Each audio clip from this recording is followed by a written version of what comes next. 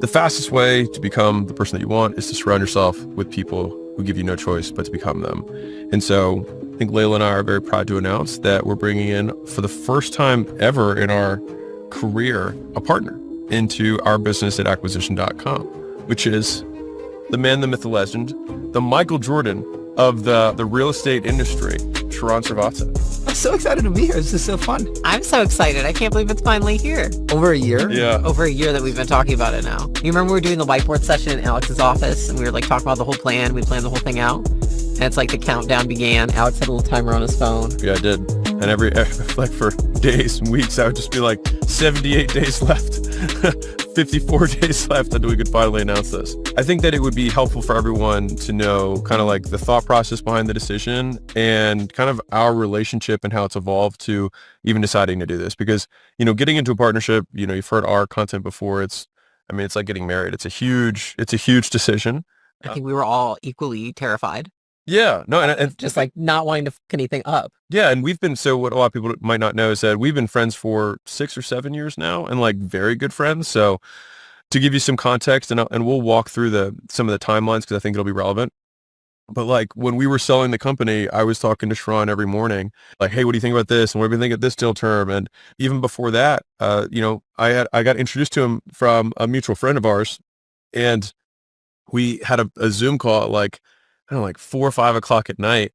And I don't really take calls in the afternoon. And I was like, this is so weird. And I was like, I don't know, but this guy seems awesome from what this guy said, because he'd already sold a company for $3.4 billion. And I was like, I want to talk to somebody who's... It was like, it's for sure a scam. Yeah. Like, I was like, No one who has are sold you it. talking to that did that? Yeah. And so anyways, we hopped on and then we ended up talking for like 3.5 hours, which never happens. And so I think that's pretty much how it kicked off. And we very quickly became very good friends.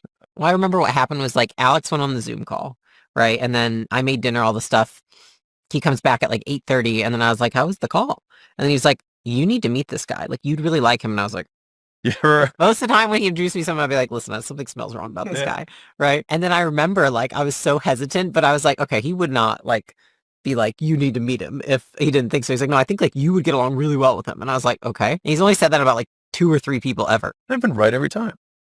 Correct. Do you remember the first call though? All we did was, Alex was on the call. Yeah. And we just drew processes out on an iPad. Yeah, I do remember. Because I remember I'm being like blown away. I was like, oh my God, how do you know all this stuff? And then I was like, can I pay you money? I don't know what to do. And you were like, we're just friends. And I was like, I understand, but this is more, I just need you to help me with shit. And you were like, no. And I was like, yes. I was like, please help. And so I would say Sharon was the original kind of first trusted confidant for our money. So like we had, good amount of money prior to the sale. And then obviously after the sale, there was even more. And so the game of making money versus the game of making your money make money are 2 completely different games. There is crossover where one makes you better at the other and the other makes you better at the first, but there's still a ton, or for me, there was a huge amount of ignorance debt even around tax law of like, oh wait, hold on. I'm getting this distribution, but I'm getting taxed on this too. I was like, but I paid tax on the money the first time. Yeah. And then like, wait, you can have other things that can appreciate. And then there's blends for cash flow and all of this stuff. And then there's like, oh, there's buckets that you can put your investments into so that you can optimize towards different outcomes. And all of this stuff was stuff that we didn't know. And we ended up creating our money rules list. I think 3-4 years ago, you guys might have seen a video of mine where it's like, these are the money rules. These are money algorithms.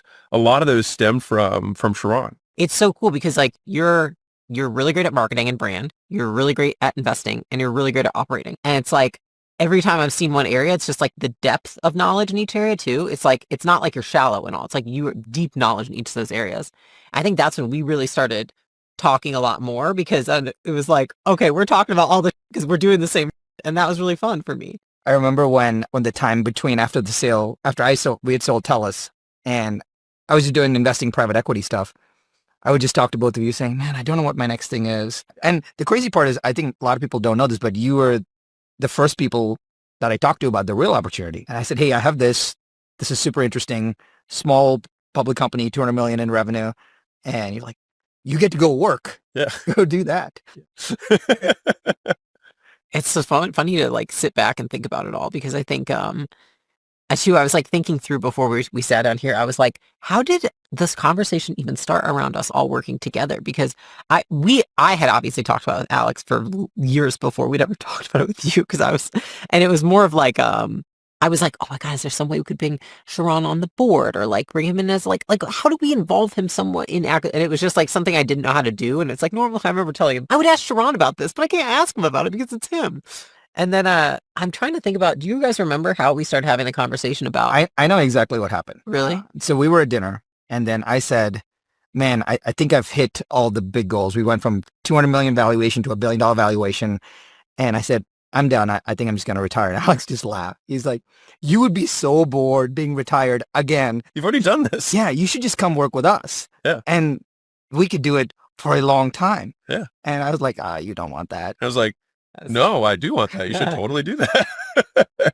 And so I'll give you a little bit of backstory. We'll Quentin Tarantino this. We'll put the pieces together. But Sharon came here as an immigrant, as the only child. His parents sold their belongings to get him a one-way ticket so that he could be here. And then immediately you met a mentor who took interest in you with your very thick Indian accent, which you can't hear anymore because he worked on getting rid of it.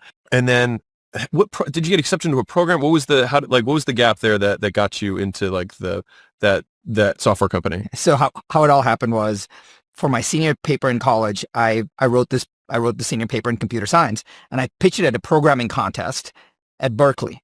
And one of the judges said to me after I pitched it, saying, "Hey kid, you're not going to win." I was like, "Thanks a lot, but that's a good idea. I just funded a couple of the guys. I think what you are sharing would be perfect for them." And that was my first foray into, having a startup. And so I actually lived in my aunt's basement. I had no money, and we were building a startup down Sand Hill Road, raising cash. And this was during the boom. So we raised 20+ million dollars and then sold that business overall. So it was all by chance when I was of my senior paper pitching at a programming contest. So you got the exit money from that deal and learned a bunch of stuff about deal making in that process, which we'll get to another time. And then you took off for like 5 years to play professional tennis. And so plays professional. He's like, oh, great. I'm done. I don't need money anymore. I'm going to play tennis for the next 5 years. Can you imagine Alex explaining this story to me after you had told? I was like, what's going on? I was like, yeah, this guy's a tennis player and he's an Indian and he's a billionaire. It's awesome. Like, what? And so after that though, you're like, I need to get back to work. So then you went to get your MBA? Yep. Yeah. So went to Vanderbilt. So he's a fellow Commodore. For those of you who don't know, I also went to Vanderbilt. Community college. Yep. Community college. Western. That's what the kids call it. Anyways, so goes to Vanderbilt for the MBA, and then goes from Vanderbilt into Goldman Sachs on the credit side, right? Yeah. And then calling all these business owners to, talk about financial products and investing, things like that. Is that how you found TELUS? Yeah. So one of my clients was also an investor, just had invested in this real estate company. He said, "Hey, I invested in this real estate company. Can you come take a look at it?" And that's how the TELUS process started. TELUS was how many years? 5. So in 5 years, Sharon went in, bought a huge chunk of the company. We went from 300 million in gross volume to the 3.4 billion in 5 years. And then they sold that company, and then that got integrated into Douglas Elliman. Douglas Elliman. Yeah. And so after that sale, he then was like, okay, I'm going to do another 5 or 6 year stint of the Sharon, what do I do with my life?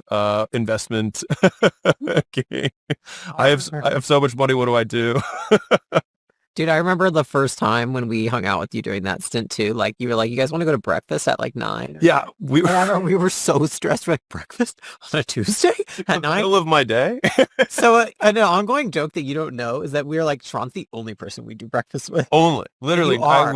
I say no to every By the way, I had single- no idea. Oh, there you go. I still had no idea until I Yeah, know. I breakfast thought I'd will work. surprise you. It's like you eat from like 9 to like 11:15, and it's like, well, there's my entire morning. sorry. We also drank like 14 cups of decaf. So Yeah, yeah. Until it actually starts hitting you like calf when you drink that much of it. But anyway, so you did that, and that's, I mean, I say that jokingly, but Strillo Capital got started, and then that was really the family office component of it, where you did private equity and venture side investments, and then a bunch of real estate stuff as well, obviously, because that's the background that you come from. You had a huge mix of doing that, and then that kind of got us to the real situation, where Real was doing, 200 million, or had a $200 million market cap, and it was at 36 months. Yeah, not even. Yeah, so less than 3 years went to 1.2 billion. So 6x in less than 3 years when Sharon came in. And so that is the Michael Jordan of the real estate industry, not only doing $1 billion company once, but twice.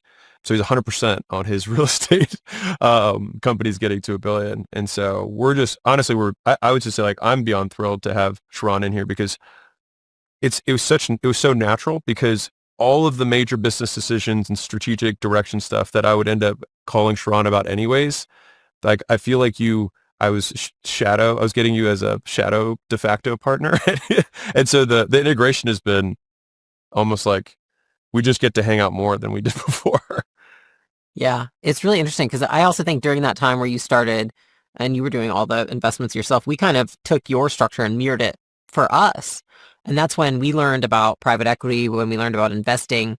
We found 7 real estate partners, and the only one that ever ended up working out was from you. Right? Well, I'll say the ones that worked out well. Yeah. What worked out well. Yeah. Okay, sorry if anybody out there. But the only impressive returns and deals were from you. And like now it's like I can't imagine the fact that we didn't work together before. Not the same time, but like around, very similar time frame. And then that's when I think we started talking more and more about, we shifted from investing to business. And then as acquisition.com started taking off, and then you had like, I don't know what the next step is, then it was like, it just felt like it made so much sense. And I think we were all so worried, like, is it like, how's it going to be? And it's funny because I remember your first day, like when we sat down in a meeting together, it was like, I was so nervous. I don't know why. It wasn't even my meeting. I was just shadowing. And then it was like after 45 minutes, and then we're like, by the end of the day, it felt like this has always been how it has been. Does that make sense? Yeah. And like now it's like, I can't imagine the fact that we didn't work together before for all those years. It's crazy. Well, we kind of did. I was just not on the official Slack channel. Yeah. But That's fair. Not on the You're org like, chart. you've told me about this. I'm like, I know. But I think my favorite kind of part of the story is I got to see gym launch and sale. I got to see the early idea of acquisition.com. I got to see acquisition.com version 1, the building and the growth of headquarters, acquisition.com version 2, and then all the stuff we're planning for the future. And so it feels like I've had a chance to see and be a part of it from the outside looking in, but the inside looking in is even cooler, which is the best part. yeah, it's super fun. I think for anybody watching too, as we're talking about this, I think a good lesson to take away is like, I think one thing that was really apparent to me early on, at least, is like, why did Alex say like, oh, you'd like this guy, right? He said that because most of the people that he would, we talked to, and I'm sure you have the same thing. It's like, they just want money. It's like, they're in business. I think it's like, there's people who are in business to make money, and then people who love business and love making cool and then make money by consequence. And when I met you, it was clear that you were the type of person that you like being excellent and building a great business, and money comes as a consequence of that, right? Money comes as a consequence of the fact that you actually really love people, and that you're a really great person, and that you have values, that you value your family. And like, there's just so few people who have that, where I think for me, especially, like, it's so important to me that anybody that we work with doesn't just have this one area, like they know how to make money, but they also can build a great business. They're great to their team. They're great to their clients. They have a great reputation. They have a great family life. They take care of themselves personally. And it's like, when I met you, it was so clear that you had all those. You weren't just like one area and sacrificing all the rest, because, I think there's a difference between like building a great business and making money. We all know that. And so I think that's why also, just like very early on and throughout the process of us being friends, I think the reason it was so easy to be friends is we have shared values. Well, I'll tell you this one thing, and I learned this from both of you, which is you can't just be good at one thing. And to win in life, I'm sorry, you have to win at everything. And sometimes you have seasons of life where one takes precedence, like Alex will say, have the season of no, or you say, hey, I'm working on my health. That's great. But you have to win at everything. There is no other choice. And I bet people are thinking, well, how did this, how did they negotiate? How to do the financials of the deal? And I want to tell people. Yeah, no, right? it's worth telling. Yeah. The depth of the relationship allowed for the deal terms to be really easy. And for everyone watching, Alex and Layla said, hey, just write us an email with what you're thinking. So I wrote an email, and then they hit reply all, added counsel, and say, please draft this. That's all it was. That was the whole negotiation, which would have been months and years for most people arguing over terms, etc. We had none of that. It was a I've been through a lot of these in my life, and I will tell you, it was the most gracious, the kindest, and nothing reaffirmed wanting to do this personally for me when all that y'all did was hit reply all and say, just paper this. It was literally the same. It was, and it reminded me of like, even just like in any great partnership, right? It's like everything's been done ahead of time. So then it makes the hard stuff easy because you've already worked on the hard stuff. Yeah. And that's, I think, a good lesson for everybody, which is if you're getting to the point where stuff's breaking down on a final deal term, means something else was majorly wrong before. Yeah. And so if you can get all of that in alignment, the deal points are very simple. Mm-hmm. I want to hit on something because I think it's important. So I said it very casually at the beginning, but Layla and I have never had a partner that we've basically brought into our kind of like the holding company. I've spent the last, 5 years from a content perspective and the last 13 plus from a reputation perspective, building reputation. And so bringing someone in at that level was a serious, decision. And if you're thinking like, okay, well then why would they do something like that? Like, couldn't you just try and find somebody you could just hire or something like that? There come certain levels of skill and experience that are unhireable. You know what I mean? Like there's the deal that, OpenAI did with John Ivey, right? Where like he's now just basically a co-founder status of OpenAI because he brings such a depth of experience and a network and a skill set and that to replicate that, it would be both impractical and likely, I don't want to say impossible, but the effort to replicate it would detract from the whole overall. It's like you would have to have like two companies to replicate what Sharon can do. And so the vision for where we're trying to go, if anything, is that this has just expanded what or brought the future closer of what we have always wanted to do with acquisition.com and tried to pay down ignorance debt as fast as possible with somebody who has, I mean, more experience than anyone on the deal side, on the real estate side, the private equity side. Like he has so much there. But then obviously from a scale perspective in the trenches, building $2 billion companies all within 5-year periods. I mean, I'm very upfront about the things that I will always reinvest in our ability to do more. This was a serious call. And I mean, you think about it, for me, it's like you're going to associate someone really heavily with your brand. It's a huge bet. There's risk, but Sharon felt very much worth the risk because I think what we're going to do together is going to be really big. It's funny. As you're saying that, one thing I realized through the whole process is not one time did I have a doubt. Yeah. Like not one doubt. Like I never felt bad about it. I never had any like hesitation. I just worried that I was going to fuck it up somehow. And I still, to this day, I think we both have that, like, I'm hinged on that. Like, what am I going to do to fuck it up? I haven't had that worry. Every other situation we've been in, It's just us. It's just us. I sleep fine. Good Lord. I know. I just take it all for both of us. Every deal we've done, like, I always am the one doubting and hesitating. And I, like, literally never, like, it always felt good. Like, it felt really good for me the whole time. I think part of it, too, for, like, people that are listening is, like, that's the logic side of it. I think there's another side, which is, like, none of us have to do this. Mm-hmm. Yeah. And because of that, I look at it as like, what's the biggest risk to any of us not achieving our dreams? Ducks, acquisition.com, like all of it, is that we stop. And why would we stop? Not because we can't do it, but because we don't want to do it anymore. We don't like it. Because we don't like it. Yeah. So like I think about it, and I told Alex, I was like, I'm getting to the point where it's like, I just want to do stuff I love with people I love. Mm-hmm. And so it's like, you bring in people and you become partners with people that you feel like I will have a higher quality of life within my business and enjoy myself more if I get to work with these people. I think that's really important. And so I think for anybody watching too, like that's a huge piece of it, because people come to me all the time. They're like, I'm going to hire this person, or I'm going to bring in this partner. And I'm like, do you like having dinner with them?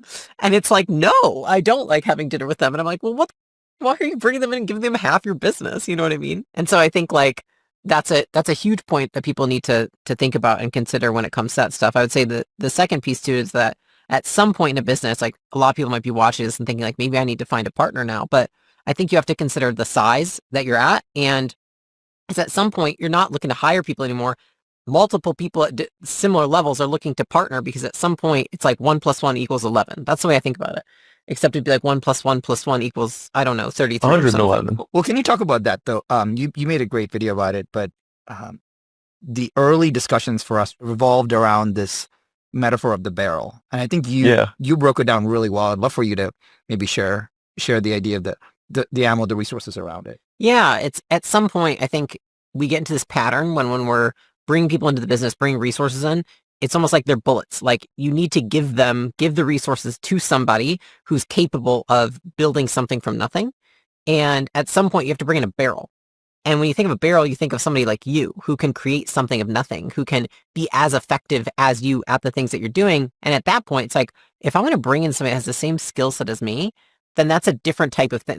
You're not going to hire that into your business, right? And if you did, maybe you hire somebody in 10 years there at that level, but not, and sometimes never. And so at that point, you have to say like, I need a barrel, which is something I can give ammunition to, and they can just go shoot it and they can hit the target. And so I think like, Alex and I are each a barrel and Sharon's a barrel. So now you have 2 new barrels and we have 1 new barrel, right? Well, Alex talked about it when he first shared it with me. He goes, hey, most founders are single-barreled. Yeah. And they've got to get to a point, and maybe you can articulate this better, which is like, all right, now I get to a point, and now I've got to go raise money or create something to artificially create a second opportunity for myself to get the barrel bigger. And what a lot of people don't realize is the first time I met both of you, the first time I talked to Alex, I go, man, he can just make something out of nothing. Like he can make things up. It is amazing, Alex's ability to make things up and just make things up that can drive brand, create businesses, etc. And I was like, that's who's going to make it happen. And so when I chatted with Leila, I was like, okay, well, you got the make thing up and make thing happen. Yeah. And I think that's why it's worked really well for both of you, right? And so Alex can make anything up and Leila can make anything happen. And that's a really powerful combination. And so my question for you, Alex, is if someone is thinking about that in their business, is that the diagnostic, or would you think about a different diagnostic?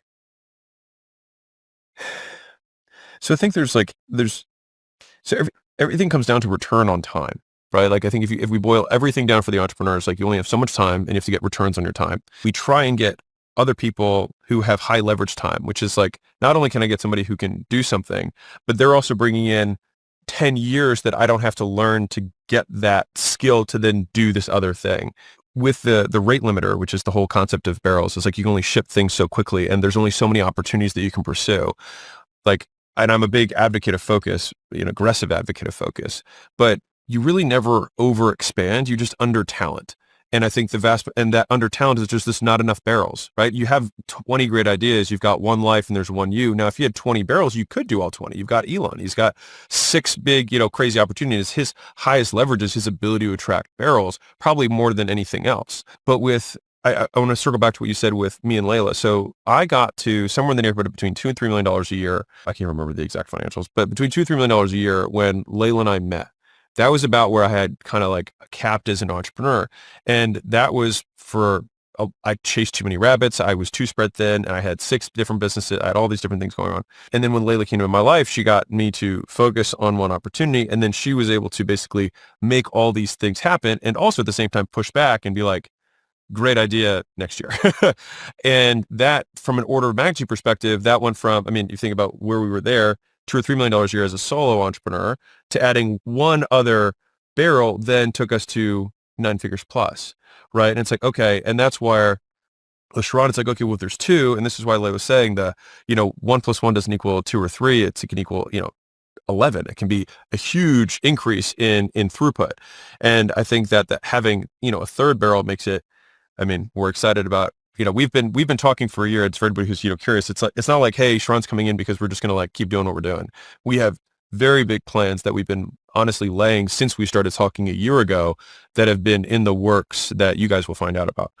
I think that's fundamentally what we solve for, is like with the highest leverage thing is just like not having to live Sharon's life in order to do that. We can just bring Sharon in and then get the aggregate benefit of all of my life and my experience, your life and your experiences, and then yours together. And that's where the skills stack and compound.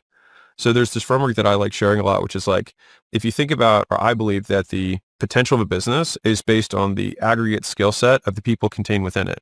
And if you are the person who has done every job in the business, then it means that literally only one brain is the max capacity of the business. And so if you were to imagine this as like a little triangle, it's like all of a sudden, if you just add a second brain, how much higher the peak gets just from adding two kind of rate limiters or capacitors in the business. And when you add a third, the peak goes way higher in terms of the capacity for the business. That's where this gets really exciting. And there's a third kind of alpha for everyone, which is what are the opportunities that get unlocked that none of us could pursue on our own, but that we could only do in aggregate or together. And I think that's where we get these more sophisticated and yet simpler, it's more complex to execute, simpler in concept outcomes that everyone can agree, like, man, if we could just do this one thing, it could change everything. It's like, yeah. And that's where I'm like, yeah, we could change everything. And you guys are like, it will take more steps than that. But I think it's really powerful, though, for the person listening and watching to kind of decode a little bit of what Alex and Leila just shared, is that we've experienced this. And I really, one of my favorite things about being at acquisition.com is this, where we could have a chat about something and then Leila will say, I got it. And then that's it. You don't have to worry because Leila got it, right? Or we'll be talking about something and say, I got it. The conversation is over. And the more people that can say, I got it, is insanely powerful for an organization. Do I say I got it? You say I got it very often. And I really appreciate that. Alex never got it. We sometimes have to text you under the table. This is your time to say I got it right now. No, but and I actually think you made a video about this. You said, how do you get scale? You get scale when you ensure that the leverage that is transferred gets transferred without a change in the performance in some way, right? Which is insane. And so probably my favorite 3 words that someone can ever tell me is I got it, because I know that, and if they actually got it, it's super, super powerful. And when you have someone like that in your organization, I would support them, get out of their way, reduce friction, get them support, make sure whatever they want is taken care of. Not that you need a partner per se, but anybody that has that level of competence and that has that level of care, I would highly take care of them. And if you're in an organization right now and you feel like you want that recognition, say, hey, partner, manager, boss, whatever, I got it, and then deliver on the I got it. That is the fastest way to kind of building that trust with your team. No, it's really good. You say I got it all the time. And it's just like, if someone says it to me, I'm just like, I will ask no more questions. Like, as long as as long as you got it. As long as there's qualifiers there. Yeah, as long as I know they got it. Well, because I also think that the other thing it does for the person saying I got it, which what a lot of people don't realize is when you say I got it, there's an insane belief system and a responsibility that you put on yourself. Because the reason I say I got it is I can't let Leila down. And so I will work super hard because I put those 3 words in front of Leila. And the next time I say it, if I did not get it, then she's going to be like, what the heck, No. So there has to be a 100% say-do ratio on I got it. You cannot score any time. And if you do, you're like, I'm so sorry, this is what happened, let me go fix it, right? So the number of I got it's that can happen in an organization will move the business so much faster. It's a really good analogy.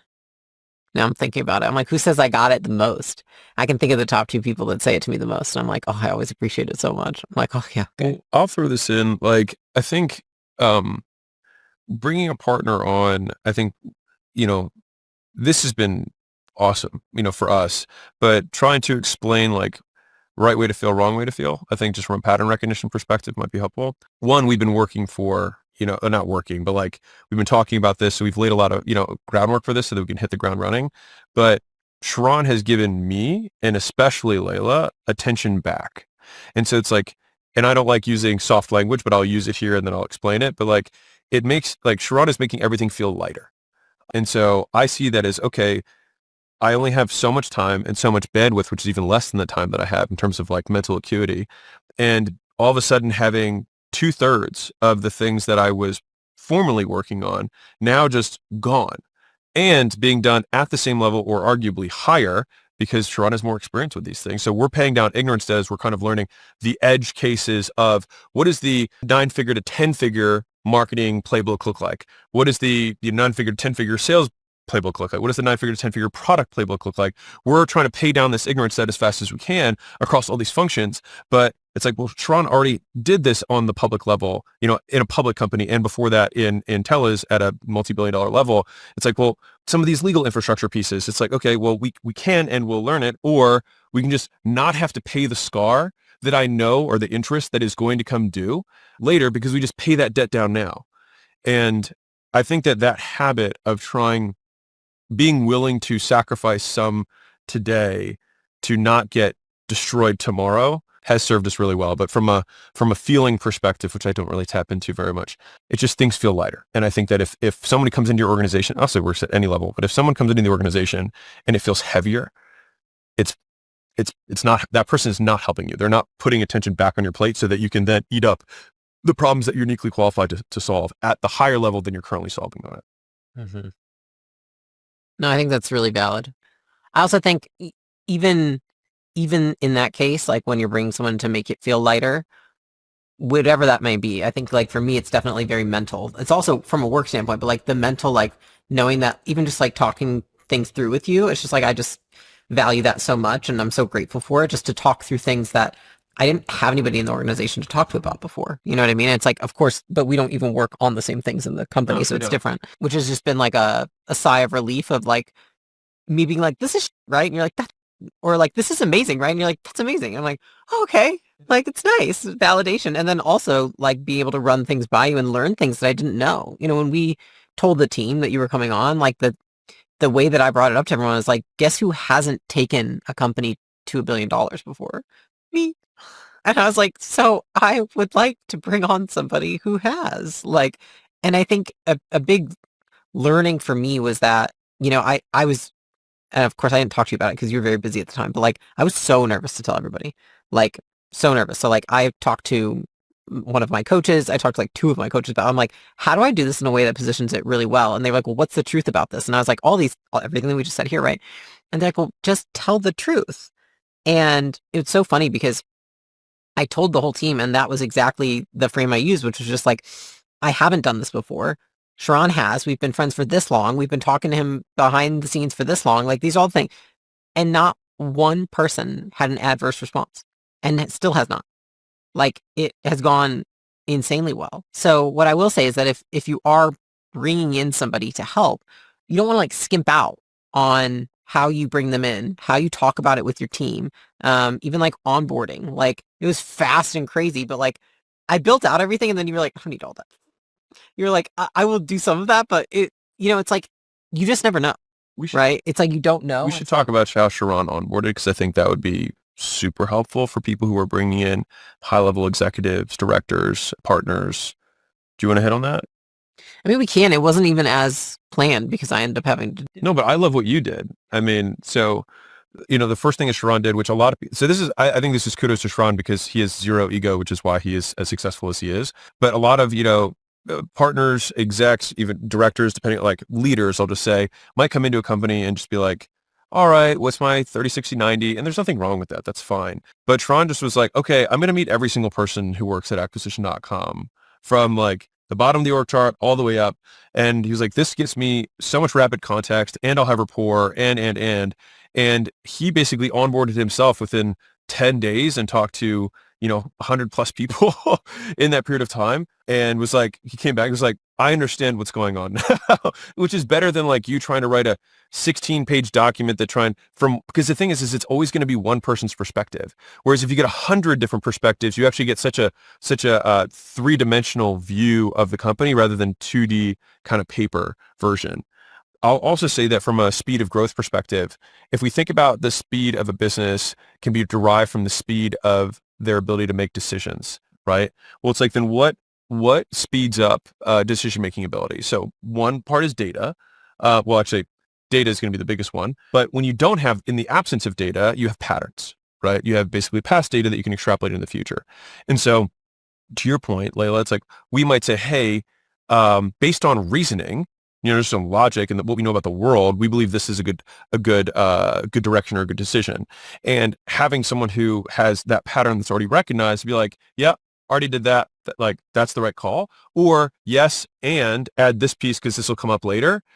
it has compressed what would be maybe multiple hour, 2 hour long discussions to then being finally like, all right, let's just do it. But that whole process might take two weeks or 4 weeks to make that call, which then can now be done in 30 minutes. But then tomorrow we have another 30-minute decision. And the day after we have another 30-minute decision. But each one of those would have been 2 to 4 weeks, 2 to 4 weeks, 2 to 4 weeks. And like, that's where you can see why a company can grow at 10 times the rate, 100 times the rate of others, because minutes versus months is a massive difference when we look at timescales for growth. And I think that's one of the other massive unlocks that I mean, I'm excited that you've already given us, but even more in the future. You mean just how we make decisions? Yeah. Yeah, I think part of that too is like we're usually like this, and I feel like you have the unique, like you've done a lot of things like by having both the sets of skills. So like you can flex on either side, and so like you bring a really like grounding middle ground. And I don't think I ever disagree with you. No.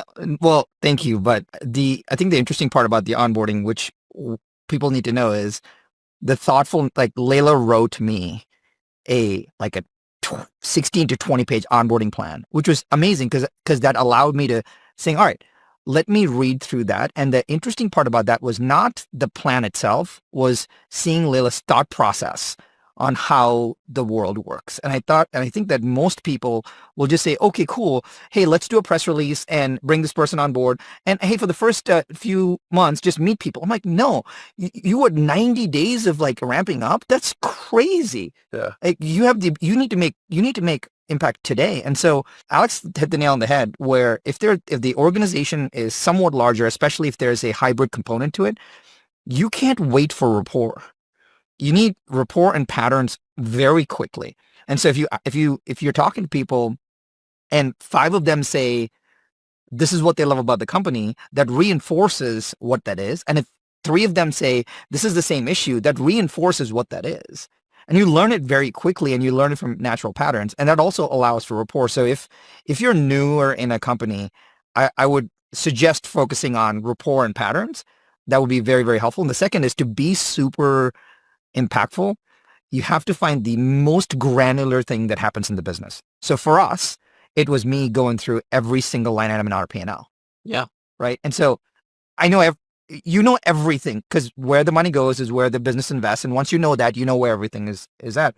So if you're in a marketing organization, you should know every single metric, every single channel, and that allows you to kind of figure out that is the pattern in a lot of ways.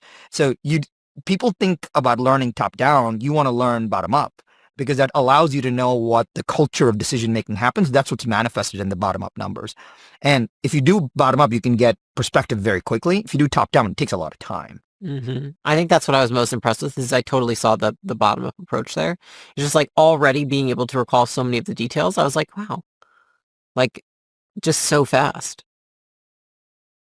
I don't even have anything insightful to say. It was just like it was really impressive. Well, I think the pattern for me is that, if we bring leaders in general, I mean, I think we talk about this publicly anyways, but it's just further reinforcing of the framework that like A players don't usually need a long time to immediately start providing value.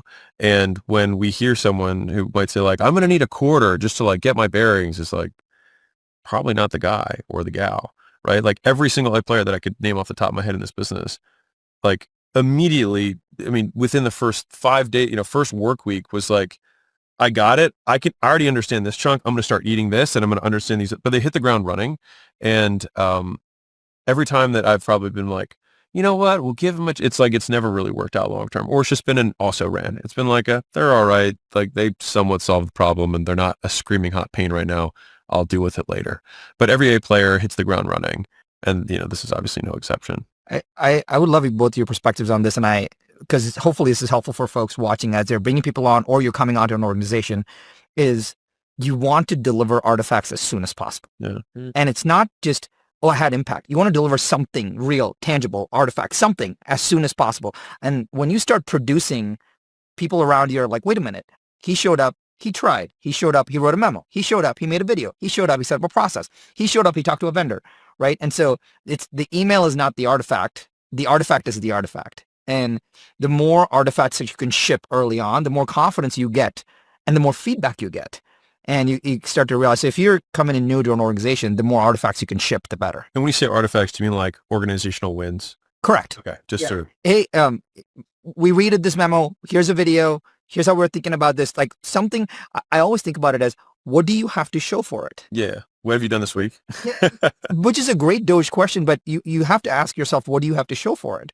And if you have nothing to show for it, and it's okay you made a decision, but early on you have to have something to show for that decision. Otherwise, you don't get cultural buy-in on that. No, I think that's one piece that people discount a lot, which is like, I explain this to people. I'm like, listen, I can know what you're doing, but if the team doesn't see wins from you, they're not going to like assimilate you into the organization, right? They're not going to know, why should I listen to this person? Because you're like, oh, well, no, ask Layla. I'm doing all this for 8 weeks behind the scenes. They're like, okay, whatever. Yeah, don't be behind the you not- scenes.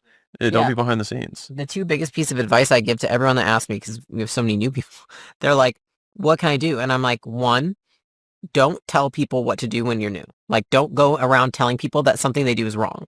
Like, that doesn't make you smart, doesn't make you cool. That's not why you're here. Like, just watch. Yeah. Just watch. I was like, the second thing is offer to help everybody. I'm like, just offer. Just like, hey, is there anything I can do to help you? Is there anything I can do to support you? Like, if you do those two things, it's like, and one thing I've noticed with you is you're like, how can I support? How can I help? Is there anything I can do for you? Like, constantly asking those things. And it's like, even if someone doesn't need something, it's like they feel like, oh, they asked if they can do something for me and they're brand new. You know what I mean? And you always gain rapport from kind of the servant frame, right? It's like, it's not telling them what to do. It's asking them what you can do, just a small pivot. And by doing that, though, then it's like, now I've got one reward cycle with this person, and one, especially if you come in from the position of above, right? If they know you have the authority, you flipping in and being like, hey, how can I help you? Like, I think that's the authority hijack, right? Yeah. The thing that you could do that ultimately will gain you real influence rather than title-based authority in the business. The one thing I will offer is the thing that made me feel the most welcome and secure was Layla's document, because it showed me that she cared enough to spend all that time preparing for me. And I don't think I'm just going to say most onboarding managers do that, where imagine the anxiety of a new person coming on board anywhere in the organization. They want to show up, they want to be successful, they want to do a good job, but it is the first 2 to 4 weeks are actually the manager's responsibility, not the person's responsibility. And us putting in a little bit of effort up front, showing them that you're thinking, hey, this is a plan. Here's the onboarding plan, shows that you care so much about the person coming on board, as opposed to, oh yeah, we'll just introduce you around and watch. No, you don't want to do that. And so I publicly want to thank you. I know how much effort went into that, but that allowed me to see your thinking and also feel your care, which we have a bunch of new leaders coming on board that are going to work with us directly, and that you set the bar for me to think about them coming on that way, and almost to guarantee their success. And so my effort needs to guarantee their success, because at the end of the day, we just want guaranteed success. Yeah.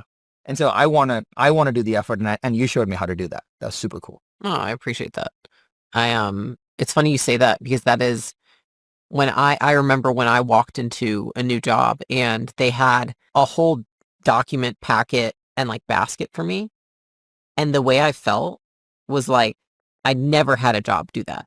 And they had like 2 days where they spent so much time with me. It was all structured, and I wanted to give more to them because of what I got there. And that was when it clicked for me of like, okay, when I build an organization, like the first impression of just like how much effort they're willing to put in, I didn't need half of it, right? And I didn't end up using half of it, but like that they were willing to made such a difference in just like feeling welcome, because you're nervous and stuff. And so I'm glad it was helpful. I know the document was definitely overblown, and I did it out of complete anxiety of not wanting No, it was awesome. Yeah. I was like, if this fails, it's my fault for sure. But that is the responsibility that the leader should take, right? That is the responsibility, because you spend all this time hiring, going through the process, making the person feel special, come on board, and then you're like, welcome. Yeah. Or even I think what a lot of people don't talk about, I prepared so much for issues with telling people that you were coming in, of like people being like, well, Layla, I want to work with you on this, or I'm going to like this, or like, who's this person? Like, what's going on? Like, how are we going to make decisions? Like, I was completely prepared for all of that. because that's what so many people told me like happens. So I was like, even though we have such a great culture and organization, like I just need to prepare for it. And I think a lot of people, that's actually where I spent even probably just as much time, which was having the conversations with people one-on-one, talking to people. What does it mean? What does it not mean? What's changing? What's not changing for individuals and then for the company? And I think that alone is where a lot of people fail, is that they don't do the work when they're bringing in a new leader or a new partner to position them well to step into the organization and be welcome. Because a lot of times they do a couple things, which is like, one, they say it's going to be better with this person. I don't say any expectations because I'm like, it's going to be different. Good job. Thank you for not doing that. I saw the worst was like 3 years ago when a leader would like replace themselves. They're like, it's going to be so much better with this. I was like, you can't. And I knew, I was like, you can't say that because it's going to at first feel so different. They're going to think, well, you said it was going to be better. It's day 2. Why is it not better? It's like, well, they're new. What do you expect? It's like, well, you said. And so that's the first one, is like, just don't set any of those expectations. Just say it's going to be different. It's going to be a change. Here's what the change is going to look like. And I think the second piece to it is explaining how it, like the highly impacted individuals, what's going to happen and what's not going to happen, like what changes and what doesn't change. And I think that those are also really important to explain to people, because a lot of people bring in someone like you and they're like, am I getting fired? Is this still happening? Like what's changed? Like there's all sorts of things that can go through their brain. So I always just try to come up with like, what are the obstacles I anticipate ahead of time that I can just overcome before they even bring them to me. And I think that in itself, paired with what you just said, like if you do those two things, like you address either the communication plan for how you're going to communicate to the organization, and then there's a plan for when you bring the person in. I think that is how you set someone up for success. So that when they walk in, people are excited for them to be there, not scared or not annoyed or frustrated or worried. Yeah. Yeah. Oh, I'm just excited for ACQ 3.0. ACQ point, that was your idea. Well, You coined it. natural progression, right? It is the natural progression. I think that's really, I think that's a lot of stuff that, people are going to start seeing us moving towards. And when we allude to the big moves we make, that it comes with acquisition.com 3.0. But we're just preparing. We're, what do you call it? What do you use? Righting the ships? What's that term? Digging the well. I don't know. Digging the well. Yeah. Yep. I mean, I see it like as a progression of, like, I would say 1.0 was us helping ourselves directly. I would say 2.0 was us helping ourselves directly and helping everyone else indirectly. So it's like, if you document all these things, we show what we're doing, that's going to help a lot of business owners indirectly. We're not the one actually like setting up, like taking calls for them. We're like, but hey, here's how we do it. And here's how we do our marketing. Here's how we do our sales. Here's how we do these things in the business so we can help you grow and hopefully hit your goals. And I would say, acquisition 3.0 is how can we help ourselves directly and help you directly. And so I see that as kind of the vectors, which is kind of the natural progression. But in order to do that, from the first time we met until now, the size of the quote indirect audience went from a few thousand to now tens of millions that have directly been in our network versus the people who are even in our interested demographic. And so in order to do it and do it right and maintain our reputation, which is what we've worked such a long time to do, we want to make sure I'll try not to be crude, but that it's awesome and it's being done right.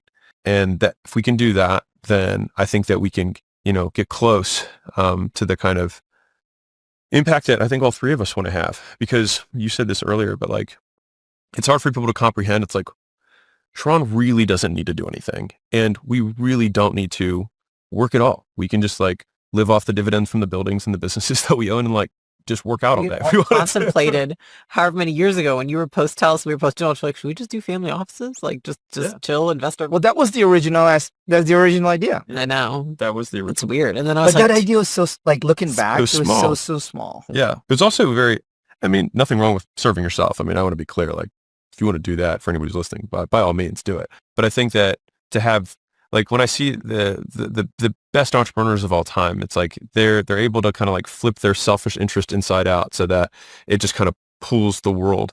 And I think it's something that all of us have wanted to do. And it just takes more than one or two people to do it and do it right. I just think, like, at the end of the day, when I think about what we're building here and like how it started and such, I think it's because, at the end of Gym Launch, for example, like we didn't we got partners and then we were out, right?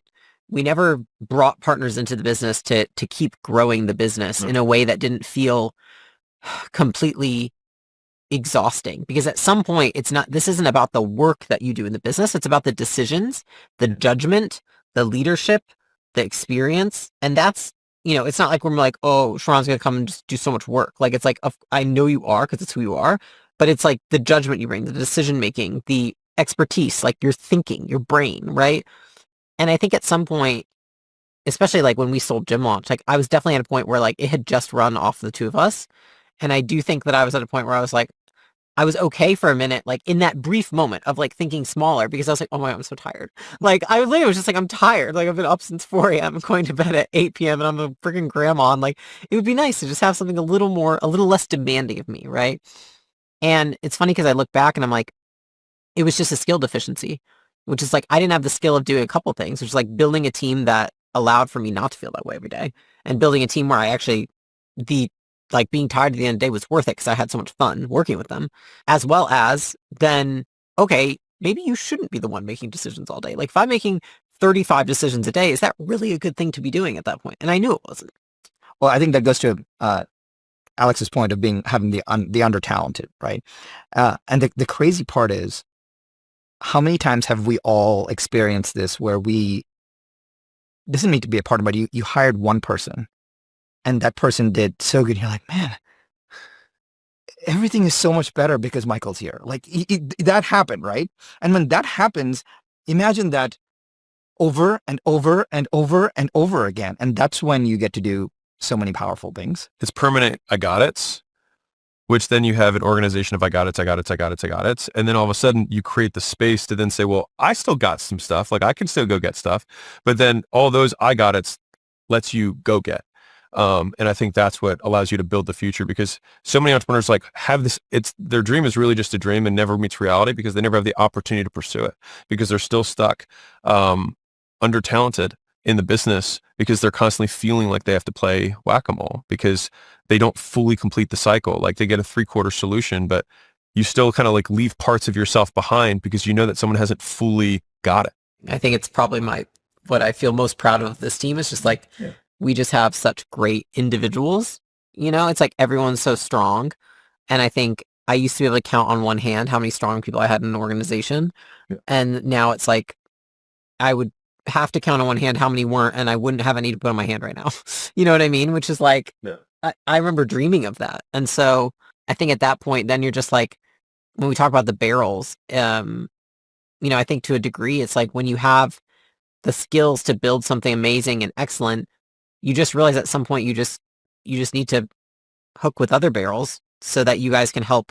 It's what I talk about a lot, which is like, you want a vision so big for something that you build that everyone's vision can sit inside of it. And I think right now we see the vision for acquisition.com 3.0 specifically, and we all see how our visions for ourselves, our dreams fit inside of that vision. And that's when the magic happens. And I think it's, I'll say this with jumping on the piggybacking on the talent piece, which is that I think that whether you like it or not, like I mean, I talk to business owners that every day and they're like, I want to help 1 million people lose weight. And I'm like, well, you have one brick and mortar store that has 100 customers. Like the gap between I think it's not even a realistic dream. It's something that they say that other people say that's amazing. And so that's why they keep saying it more so than they actually want to do it. Because if they actually wanted to do it, they would behave differently. And so they have like their thing they say and then what they actually believe is possible. And I think that when you get these other barrels in and you get more high quality talent, your scope, your realm of believability expands. And so it's great to say, hey, we want to do this thing, but like, on some level, like what is reasonable or what is feasible with our existing capacity. And so we still on some level still extrapolate forward or project forward based on what we already have.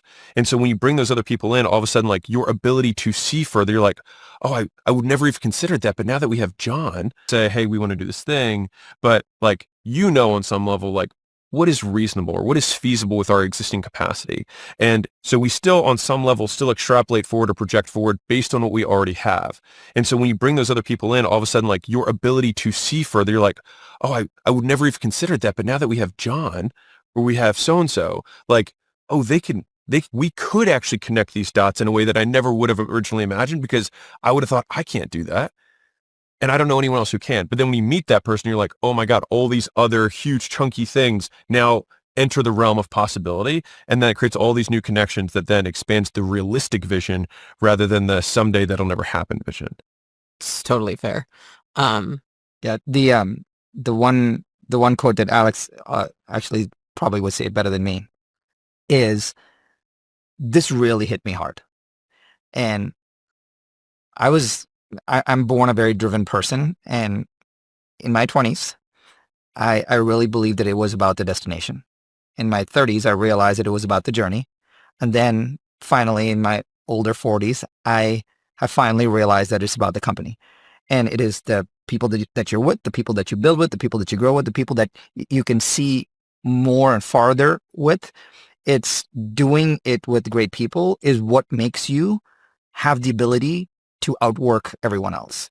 Because if you think about the destination all the time, you're like, man, I got it. That's what the grind is. I feel like I'm grinding and I feel tired and resentful. That's what happens because you don't have the company. Or then you go through this period of growth and everything is painful. And you're like, at some point, you're like, I don't need to do this anymore. Right. But when you have great company, you're like, well, wait a minute. If I don't know how to do this, I can ask for help.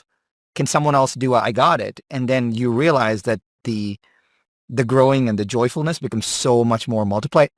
The reason someone asked me this the other day, I said, the reason why I finally believe that it's about the company is because of this one thing. It allows me to work harder. Because there is no working smarter. It's like you realize you have the company so you can work harder. And that's what's super, super powerful. I feel that so hard. Well, the vision also expands because the timeline you think on it also expands. Because if you're miserable, then you want the misery to end on some level. And so you're like, well, I can only really think this far out because I don't want to do this for longer than this amount of period of time. So then it creates this rush and this pressure to get it all done as fast as possible, which is very like pushing energy. Like you're like, I have to just keep driving even though I don't want to. On the flip side, if you're like, I'm enjoying the company on this process, it's like, well, in 20 years, we can build whatever we want.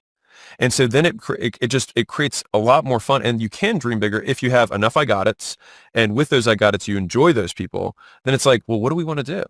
Let's f it up. Let's have fun. I think that's why I've like had zero feeling of rush with acquisition.com.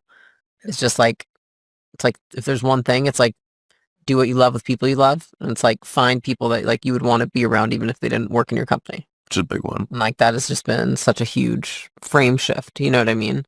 I do want to ask you something though.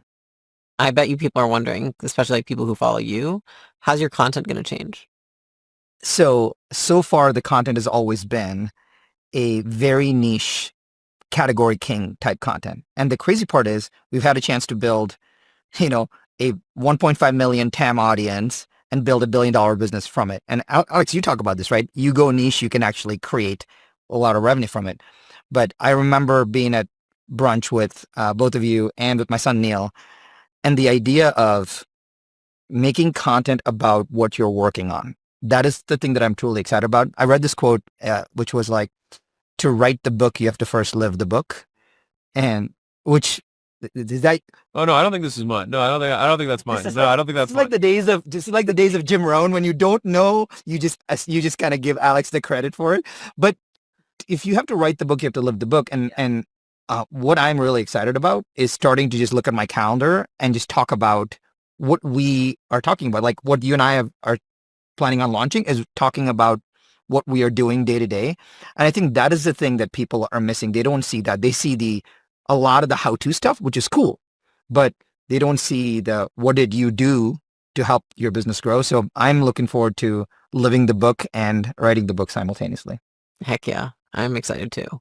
And I think also just like for everyone that follows you, like, it has been like niche content, but like, and if you just take the word real estate out of any piece of your content, like so many people come to our events and they're like, saying that, oh, I follow Sharon. I'm like, are you in real estate? They're like, well, no, but he's got good. And I'm like, you're smart, because that's what happened with Alex is like the early days of Gym Launch. I had a lawyer stop me and he's like, hey, I listened to your podcast. I was like, the Gym Secrets podcast. And they were like, yeah, it all applies. And I was like, well, yeah, but I say gym and membership rather than contract and services. And they're like, yeah, you just swap the words, like, duh. And I was like, Huh. Well, that's great. But, but I mean, Sharon, like, I'll just, one of the things that also made Sharon unique for this situation was that he also he understood content. He understood personal brand, which is how do you take, like, when you talk about unicorns, it's like, okay, you find somebody who's, the Michael Jordan at real estate, which is a massive, market, but then also has the upside of running the businesses that capitalize on this opportunity, which is pure private equity, like how do we, increase enterprise value within the business and the ops itself of the people, the hiring, the recruiting, the marketing, sales, all of those components. But then there's also the like, oh yeah, and one of those companies was also a public company. And so then there's the public securities, public market, which also he happened to have this experience at Goldman Sachs for years before that. So he has kind of like the bottom up approach of like what it's like on the floor of of kind of like the businesses that deal with the markets, and then also being the target of those products and services that are sold. So it's like this 360 view from a business perspective, but then in terms of, okay, that's all amazing, but maybe if Sharon were 80, he wouldn't be able to come into this, our current context and understand the dynamic nature of how business is continually, changing and evolving, especially with where attention is going and how acquisition works in general right now. And so, Real was built largely, or at least in recent, on the back of a lot of Sharon's speaking engagements and his personal brand that brought in a lot of people to the company, right? And so being able to marry all of these ideas and then appropriately value each of them so that we could mix those things into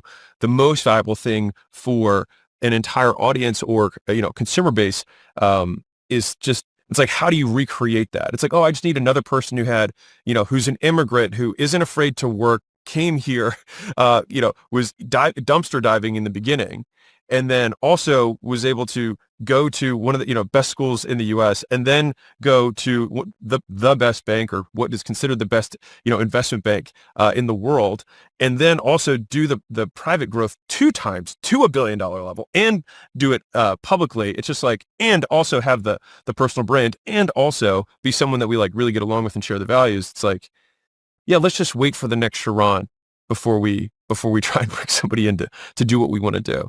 And so it's like you don't find another Sharon, and if you do get the opportunity to find another Sharon, call me and don't bring them.